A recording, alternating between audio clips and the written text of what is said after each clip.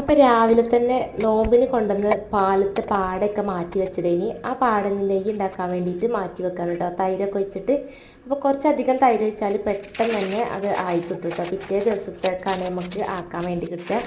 പിന്നെ നോമ്പിന് വയ്യാത്തതുകൊണ്ട് നോമ്പ് പണി ഒന്നും എടുത്തിട്ടില്ല. അപ്പോൾ ചുമരൊന്നും ക്ലീൻ ആക്കിയിട്ടില്ലേനി. അപ്പോൾ ഒക്കെ കഴിഞ്ഞിപ്പോൾ ഇന്നൊന്ന് ഫ്രീ ആയപ്പോൾ ഞാൻ നമ്മൾ ചുമരുമേലെ പേപ്പറൊക്കെ എടുക്കുകയാണ് കേട്ടോ. അപ്പോൾ ഇപ്പോൾ ചോറൊക്കെ അടുപ്പത്ത് വെച്ചാലും ഉറുമ്പ് കയറുന്ന കാണാം. അപ്പോൾ ചോറിൻ്റെ ഉള്ളിൽ എങ്ങനെ ഉറുമ്പിനെ നോക്കുമ്പോൾ കാണില്ല. അപ്പോൾ ഇതാ നമ്മൾ ഷീറ്റ് വിരിച്ചത് എടുത്ത് നോക്കിയപ്പോൾ അതിൻ്റെ ഉള്ളിൽ ആകെ ഉറുമ്പാണ് കേട്ടോ. അപ്പോൾ അതൊക്കെ അങ്ങോട്ട് വലിച്ചിട്ട് വേസ്റ്റ് കിട്ടി ചോറടുപ്പത്ത് വെച്ച് ഇനിയിപ്പോൾ എന്താ കറി വെക്കാമെന്ന് വിചാരിച്ച് ഇങ്ങനെ അന്തം വിട്ട് പുറത്തേക്ക് നോക്കിയപ്പോഴാണ് മുരിങ്ങ കണ്ടത്. അപ്പോൾ വേഗം പോയി മുരിങ്ങയൊക്കെ ഒടിച്ചെടുക്കാൻ കേട്ടോ. നമ്മളെ മുറ്റത്ത് തന്നെ ഇങ്ങനെ മുരിങ്ങ ഇതൊക്കെ ഉണ്ടാകുമ്പോൾ നമുക്ക് എപ്പോഴാണോ ആവശ്യം അപ്പം തന്നെ എടുത്ത് നല്ല ഫ്രഷായിട്ട് ഉപയോഗിക്കുകയും ചെയ്യാം. അപ്പോഴാണ് നമ്മൾ വാഴക്ക് കുറേ കുഞ്ഞുങ്ങളൊക്കെ ഉണ്ടായിരുന്നു. അപ്പോൾ അതിനൊക്കെ കട്ട് ചെയ്ത് കൊടുത്തു. അപ്പോൾ അതൊക്കെ കട്ട് ചെയ്തു. മുളകൊക്കെ ഒരുപാട് പഴുത്തതുണ്ടായിനി. അതിന് എന്താ പറയുക കോഴിക്കളൊക്കെ കൊത്തി തിന്ന് പോയിട്ടുണ്ട് കേട്ടോ. പിന്നെ ഞാൻ എനിക്ക് ആവശ്യത്തിനുള്ളടുത്ത് പിന്നെ ചെമ്പരത്തി ഇല എടുത്തിട്ടോ തലയിൽ താളി തേക്കാൻ വേണ്ടിയിട്ട്. പിന്നെ മെഷീനിൽ ഇതാ വെള്ളമൊക്കെ നിറച്ച് വെച്ചിട്ടുണ്ടേനി. അപ്പോൾ ഡ്രസ്സൊക്കെ കൊണ്ടുപോയിട്ട് അലക്കാൻ വേണ്ടിയിട്ട് ഇടാൻ കേട്ടോ. അത് അവിടെ ഇട്ടിട്ട് ഇതാ പിന്നെ ഇങ്ങനെ പോന്നു. എന്നിട്ട് ഇതാ നമ്മളെ മുരിങ്ങ ഉപ്പേരി വെക്കണം. ഇന്നിപ്പോൾ താളിക്കും വേണമല്ലോ. അപ്പോൾ കുറച്ചധികം മുരിങ്ങ തന്നെ എടുത്തിട്ടുണ്ടായിനി കേട്ടോ.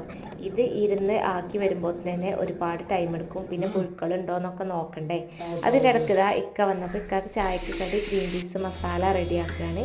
അപ്പോൾ ഗ്രീൻ പീസ് കറി വെച്ചത് അവിടെ ബാക്കിയായി കിടക്കുന്നുണ്ടോ. അപ്പോൾ അതിൽ നിന്ന് കുറച്ച് ഗ്രീൻ പീസ് എടുത്തിട്ട് കഴുകിയിട്ട് ഇതാ മസാല ആക്കി ഉള്ളിയൊക്കെ വാട്ടിയിട്ട് അങ്ങനെ ഇട്ടുണ്ട്. പിന്നെ ചായ ഉണ്ടാക്കി. പിന്നെ അതൊക്കെ കഴിഞ്ഞതാ ഉച്ചയ്ക്ക് എല്ലാവരും ചോറ് തിന്ന് ഒക്കെ കഴിഞ്ഞ് കുട്ടികൾക്കൊക്കെ ചോറ് കൊടുക്കൽ കഴിഞ്ഞിട്ടാണ് ഞാൻ തിന്നാനിരിക്കുന്നത്. അപ്പം ഇന്ന് ഉണക്കമീനും താളിപ്പും ഉപ്പേരിയാണ് കേട്ടോ. ഞാൻ ചോറ് കഴിക്കാതിരുന്നപ്പോൾ തന്നെ ഒരിതാ ഐസ്ക്രീമൊക്കെ ഉണ്ടായിരുന്നവർക്ക്. അപ്പോൾ അത് കുട്ടികൾ അതൊക്കെ കഴിച്ചു. പിന്നെ അമ്മച്ചികൾ കഴിക്കുമ്പോൾ കുട്ടികൾക്കൊരു ഇഷ്ടമുണ്ടാവില്ല നമ്മളത് വാരി കൊടുക്കണം എന്നല്ലേ. അപ്പോൾ അങ്ങനെ ഇതാ നിജു ബേബി ഓടി വരികയാണ് കേട്ടോ. അപ്പോൾ ഓനിതാ ഉച്ചയ്ക്ക് ഏതായാലും കുറച്ച് ചോറ് കഴിച്ചിട്ടുള്ളതിന് അപ്പോൾ ഓന് കുറച്ച് വാരി കൊടുക്കാൻ വിചാരിച്ച് സോപ്പിട്ട് മടിയിലൊക്കെ കയറ്റി എത്തിയിട്ടുണ്ടായിട്ട്. അപ്പോൾ ഓനെ എരിവാണെന്നൊക്കെ പറഞ്ഞ് 1-2 ഉരുളയൊക്കെ തിന്നിട്ട് ഓൻ ഇറങ്ങിപ്പോയിട്ടോ.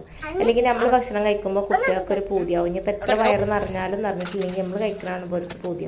അപ്പോൾ പിന്നെ വൈകുന്നേരമായി അപ്പോഴൊക്കെ മുട്ട കൊണ്ടുവന്നിട്ട് അപ്പോൾ മുട്ടയൊക്കെ ഞാൻ പുറത്തേക്ക് ഇട്ട് വെക്കുകയാണെങ്കിൽ പിന്നെ ബ്രൂ കോഫി കുടിച്ചിട്ട് ഒരുപാട് ദിവസമായി. അപ്പോൾ ബ്രൂ കോഫി കൊണ്ടുവരാൻ പറഞ്ഞു. അതിൽ പിന്നെ ചായക്ക് ബ്രൂ ഒക്കെ ഉണ്ടാക്കുന്നതിൻ്റെ മുന്നേ ഞാനിതാ പഴം കണ്ടപ്പോൾ ഒരു പൊടിയിട്ടോ കുറേ അതിന് ഇങ്ങനത്തെ പഴം കഴിച്ചിട്ട് അപ്പോൾ പഴം എടുത്ത് കഴിച്ചു. ഇനിതാ നമ്മളെ സംഭവബഹുലമായ ബ്രൂ കോഫി റെഡിയാക്കാൻ. അപ്പോൾ ഓരോ പാക്കറ്റ് ഓരോ ഗ്ലാസ് ഇട്ടിട്ട് അപ്പോഴാണ് പഞ്ചസാര പാക്കറ്റ് പൊട്ടിക്കാൻ മറന്നത്. പഞ്ചസാര ഇട്ടിട്ട് നമ്മൾ ബ്രൂ കോഫി റെഡിയാക്കി അതിനുള്ള ഉഷാറായിട്ട് അത് കുടിച്ചിട്ട്